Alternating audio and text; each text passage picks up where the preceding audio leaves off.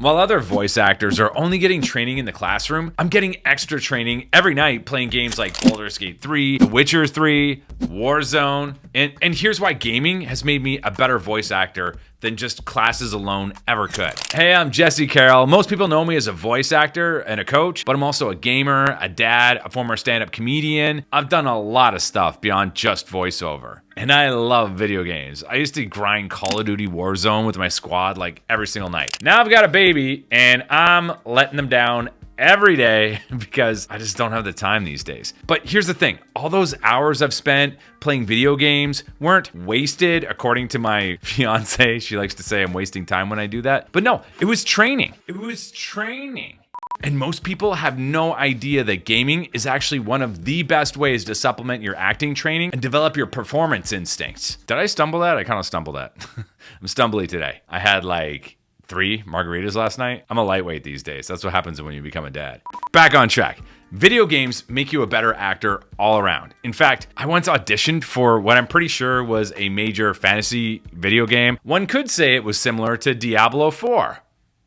But I can't really say which one because of NDAs. But the preparation I did for it, combined with all the gaming I've done over the years, helped me nail an audition that felt more like auditioning for a movie than a video game. And that's how it's done a lot of the time these days. You're not just saying the voices anymore. You're doing the mocap and you're moving around. And that's what this audition was. And I almost booked that audition too. And if you stick around later, I'll show you the exact audition I did and what accent I was doing for it. So in this video today, I wanted to show you exactly how playing video games trains skills that directly translate to better acting and why you should be actively practicing while you play. Not just playing passively, playing objectively? Practicing while you play. Point 1, performance and active learning. In a 2-hour movie, you might get like 10 really great performances to study. In The Witcher 3 specifically, you get hundreds of characters, each with distinct voices, motivations, and personalities. And here's the key. The dialogue is right there on the screen if you keep the captions on. And if you don't know what The Witcher 3 is, my God, you have to play this video game or at least watch the cutscenes on YouTube if you want to take voice acting seriously. You gotta see what some of the best performances are, what people are doing out there, and see how much closer it is to film acting than it is to, animation, like traditional cartoons. So how do you practice actively when you're playing a game? When you hear a character deliver a line and you see them on the screen, don't just read or listen along passively. Try mimicking what the actor just said. Match their tone, their delivery, their timing, their emotion. Then put your own spin on it. What if this character was angrier, more scared, more sarcastic? What if they had a completely different style of voice? Look at how that character looks on screen. What kind of voice would you give it? And then just read their dialogue. After they've spoken, spit it out in the way you would do it. Free practice. Fun practice. And you can do this with games where there's no voices at all. As a kid, I remember playing through like all the Final Fantasy games, and I started doing all the voices when I'd see the dialogue pop up on the screen because they didn't have voices, so I started giving them voices. I've been practicing for this my whole life. I was getting in hours of character practice every single day without even knowing it. Point 2. Emotional range and character psychology. Games put you through every human emotion in 30 minutes. You experience grief, joy, betrayal, rage, lots of video game rage, and multiple times per session. But more importantly, you're making choices based on character motivation, not your own preferences. Especially in a game like, let's take Baldur's Gate 3. If you're playing like a noble paladin, all the choices you gotta make, and you can make a ton of choices in this video game. It's crazy how much depth they put into this. So if you're a paladin, you have to think like that character. How would they respond to this situation? What would their voice sound like when they're disappointed versus determined? Don't just listen to the predetermined voice that they used a different voice actor for. Read the fucking lines, voice it yourself. How would you sound for your character? What's the voice you would do? Now you're not just watching character development, you're participating in it. You're learning how backstory affects present behavior, how different personalities approach the same problem. Point 3, practical exercises you can do right now. Here's what I want you to try next time you're gaming. Practice character voices as you meet new NPCs. Old, scary shopkeeper, try doing his voice. That snobby noble, see if you can nail down the condescending tone. The Witcher 3 alone has like 6 different regional accents you can practice with. Try doing them. Experiment with different approaches. When you have dialogue choices, don't just pick one. Try reading all the options out loud with different emotions. How would each choice Sound, if your character was tired, excited, suspicious. Study the performances actively. Pay attention to how the best voice actors use pauses. They don't just read the lines straight through. They do it as if the words are coming off the top of their head. How they change their pace for different emotions. How they make exposition sound natural. Point number 4, why this supplements real training. Now, look, I'm not saying skip acting classes. Definitely not saying that. If you want to do on-screen work or theater and video games, absolutely invest in proper training. But gaming gives you something classes can't. Unlimited practice time with world-class performances. While you're waiting to get into your next acting class, while you're between auditions, while you're just relaxing at home, you can be training, playing video games. You can be studying performances and practicing character work. If you want to work in video games, probably a good idea to get to know them. You're gonna want to play them. If you don't like playing video games, why do you want to do video game acting? I get it. Some people just want to be an actor. They want to do the work and all that. But why? Well, why would you want to do it for video games? I highly suggest if you want to work in video games, get to know them and play them. So the audition story. Let me tell you about this audition that I had. And I almost got it. It was a AAA video game. And this was like right before COVID. Maybe like 5 years ago-ish. I get called in for what I'm pretty sure was Diablo 4, but I don't know. They never tell you when you do video games like what it's going to be in case somebody does a video like this because of licenses and NDAs and shit, and they give you fake character sides. But these sides were incredible. I love this character. I had to do a British accent. The character was like this warrior monk who was all burned up. He's a total fanatic. He believes in his God and he thinks everybody else should too. And if you don't follow the same ideology as him, he's gonna kill you where you stand. He's like a radical monk.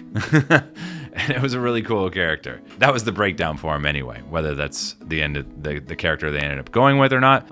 But yeah, I got really close. And to do an accent, I got coaching from an awesome accent coach, Natalie Moon, who lives in Vancouver now, but she's from the UK. She's brilliant. We worked on the accent for this. We did something that was like a combination between like a lower class and an upper class accent because we figured this person probably came from poverty, so they had kind of like a lower class UK accent. Some people would say that you might hear like a Cockney kind of sound to it, or maybe like the Northerners from Game of Thrones, like that kind of accent mixed with like an upper crust one, because now he spends his time around like royalty and all that, and he wants to talk down to people. So it was a weird combination of that. We kind of invented the accent, but it really worked, and you're gonna hear it in a second. I also got help from a friend of mine, Peter Klamis, who's an incredibly talented voice actor, voiced Goku in one of the Dragon Ball Z dubs.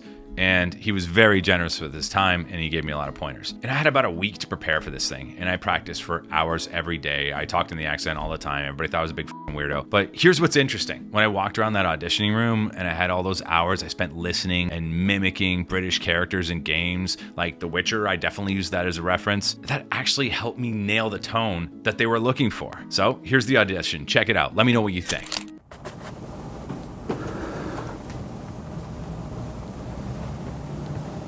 What are you looking at, turd bread?